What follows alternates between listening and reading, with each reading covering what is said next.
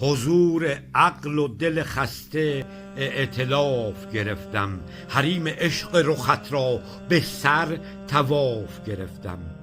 به فتنه ها که مرا دل رو بود و بست زبانم، من اشتیاق حضور شب زفاف گرفتم. مرا خیال خوشم دوخت دیده بر سر زلفت، مقارن سر زلفینت انعطاف گرفتم.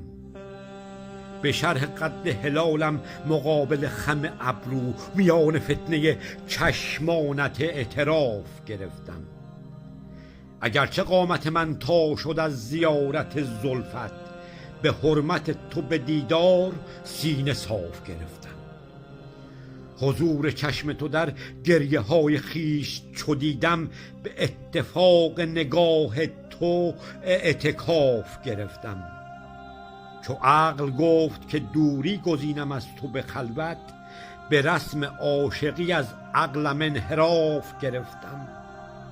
به احترام دعا گفتم از تو دیده بدزدم، به شوق دیده از این شیوه انصراف گرفتم. دعا و ورد اجابت مقابل رخ ماهت، به استجابت چشمان تو مضاف گرفتم.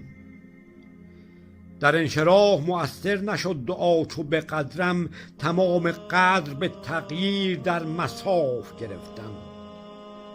ز قله های فتوحات با توکل و صبرم، به جبر و قاعده اختیار قاف گرفتم.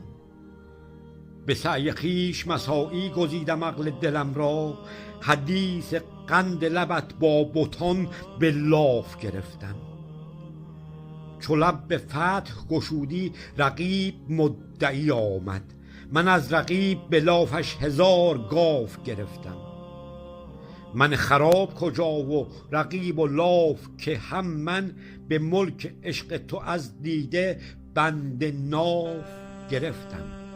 من از ازل به کنار تو ایستادم و دانی، مرا ندیده به شیدای اتصاف گرفتم. مدام دام تو بودن چو خار چشم رقیبم، به این فضیلتم از غیر اختلاف گرفتم. چو غیر هیچ نیرزد بیا و دیده ورم کن، که من رعایت قد خمم معاف گرفتم. بیا تو طالب شیدا به شوق دیده نظر کن، که من ز شعر ترت وصف بی گزاف گرفتم.